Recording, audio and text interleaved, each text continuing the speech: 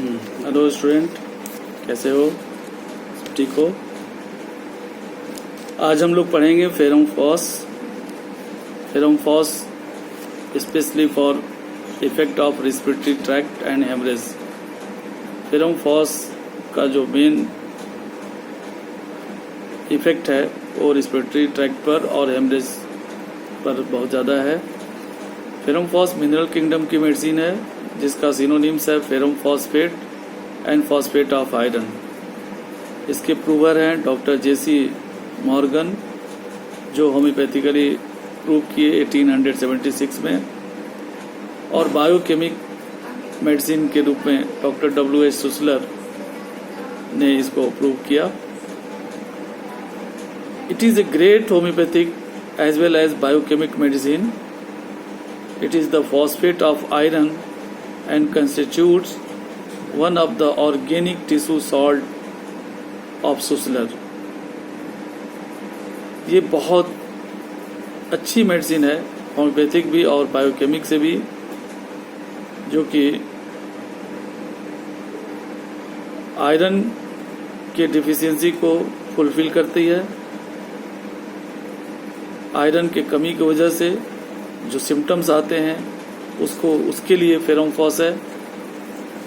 Ferrum phos का preparation trituration के through करते हैं, चूंकि ये मिनरल्स है।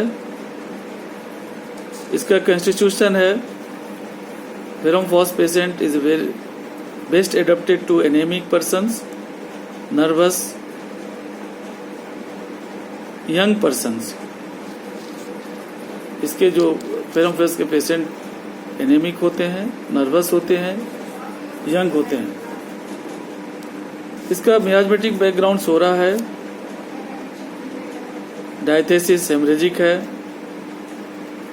थर्मल रिलेशनशिप में देखते हैं, जनरल लेवल पर हॉट पेशेंट है बट पार्टिकुलरली चिली होता है।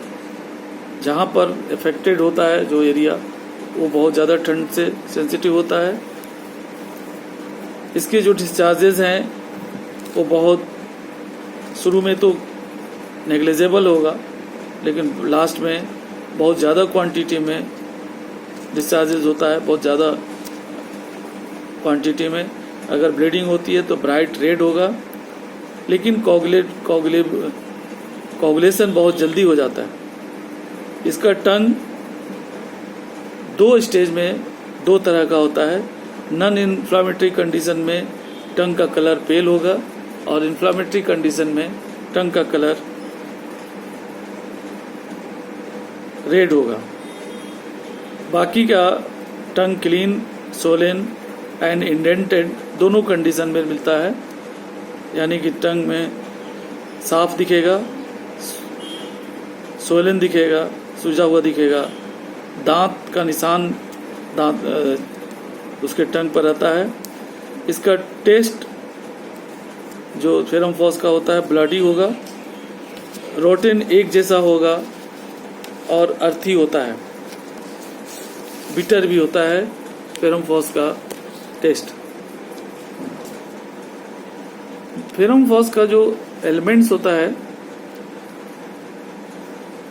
कॉजेज होते हैं जो कोल्ड ड्रिंक से, स्ट्रेन से, वेट लिफ्टिंग से, सप्रेस्ड परस्पायरेशन से इसका सिम्टम्स अपीयर्स होते हैं। फेरम फॉस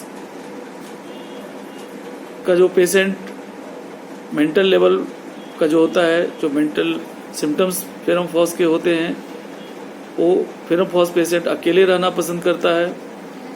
अकेले में इसको अच्छा महसूस होता है। कंसंट्रेशन इस फेरम फॉस का पेशेंट का नहीं बन पाता है, टॉकेटिव होता है, इम्पेयर्ड मेमोरी का होता है, नाम खास करके भूलने की टेंडेंसी होती है।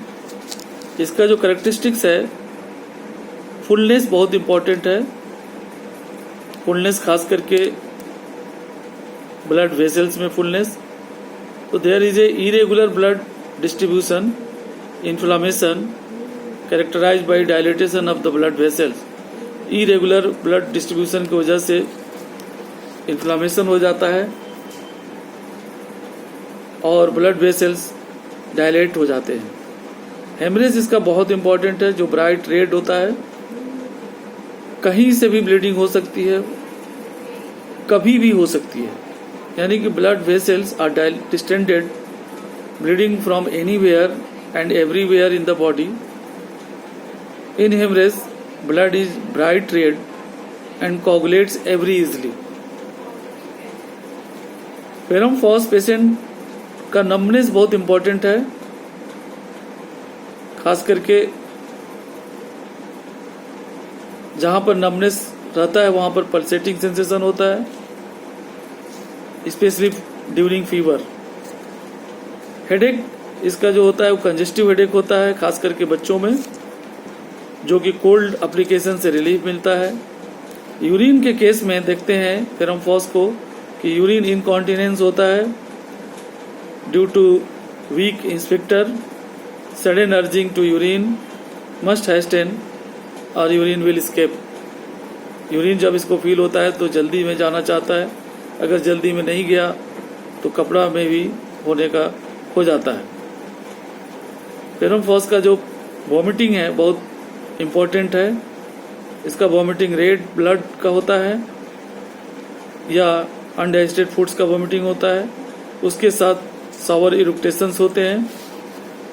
कफ का जो इम्पोर्टेंट सिम्टम्स है, यंग चिल्ड्रेन में कफिंग होगा, उसके साथ वॉमिटिंग ऑफ फूड भी होगा। फेरम फॉस का पेशेंट रिलैक्स होता है, खास करके uterus, vagina and genital organs वो रिलैक्स होता है। ड्रैगिंग सेंसेशन होता है, लगता है नीचे की तरफ जा रहा है। इसका फेस का जो कलर है वो चेंज होता है, रैपिडली चेंज होता है, पेल एंड रेड होते रहता है। Ferrum phos right sided medicine होता है। प्लूरिसी के केस में भी राइट साइडेड प्लूरिसी में फेरम फॉस का यूज करते हैं। शोल्डर रेउमेटिज्म के लिए या डेल्टॉइड रेउमेटिज्म के लिए फेरम फॉस जाना जाता है, स्पेशली राइट साइडेड के लिए। इंजरी, मैकेनिकल इंजरी के लिए है फेरम फॉस, जिसमें कि वुंड्स डेवलप कर जाते हैं, जिसमें स्प्रेन्स या स्टेन होता है वेट लिफ्ट करने से, उसके लिए फेरम फॉस है। फेरम फॉस का पेशेंट ड्रॉजी होता है, वीक होता है, वीकनेस के साथ डिसिप्निया होता है, जो कि रैपिड मोशन से एग्रावेट होता है, एक्सर्शन से एग्रावेट होता है। ऐसा लगता है कि बेहोश होकर के गिर जाएगा, इतना ज़्यादा वीकनेस होता है। इसके जो डिज़ायर्स हैं वो स्टिमुलेटिंग थिंग्स की होती हैं, लेकिन इसको दूध और बियर और मांस, इसको एवर्सन है, यानी इसको पसंद नहीं है। हेमोप्टाइसिस इसका बहुत इम्पोर्टेंट है, जिसमें कि लंग्स से ब्लीडिंग होती है, कफ के साथ ब्लीडिंग होती है, कफ ड्राई होता है, उसके साथ चेस्ट में सोरनेस मिलता है, टिकलिंग के साथ कफिंग का सिम्टम्स होता है। जो ब्लीडिंग हेमोप्टाइसिस के साथ होता है वो प्योर ब्लड का होता है, लेकिन इसको रात में रिलीफ मिल जाता है। ड्रॉपसी फेरम फॉस को जो होता है वो वाइटल फ्लूइड के बाद ड्रॉपसी होता है, या फीवर के सप्रेस के बाद होता है, या क्यूनाइन कैव्यूज के बाद ड्रॉपसी डेवलप करता है। फेरम फॉस का पेशेंट बहुत ज़्यादा वीक होता है, इमेसिएटेड होता है, साथ में एनीमिया होता है। वीकनेस इतना ज़्यादा होता है कि ट्रिम्बलिंग उसमें आ जाता है, बहुत ज़्यादा कंपन हो जाता है। डायरिया फेरम फॉस को जो होगा पर्सपायरेशन के सप्रेशन से होता है, स्पेशली समर में। फेरम फॉस का जो पेशेंट होता है बहुत सेंसिटिव होता है, ओपन एयर से, कोल्ड से, बहुत ज़्यादा ठंड इसको बहुत जल्दी लग जाता है फेरम फॉस को।